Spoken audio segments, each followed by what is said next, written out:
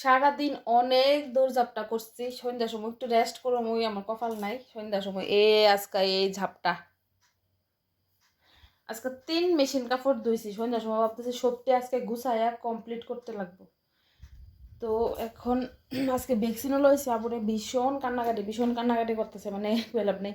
তো দেখি যদি সবটি পারি গুছামু, নইলে আর কি রাত্রে রান্নাও করতে লাগবো। আজকে দুপুরে তেমন কিছু রান্না করছি না।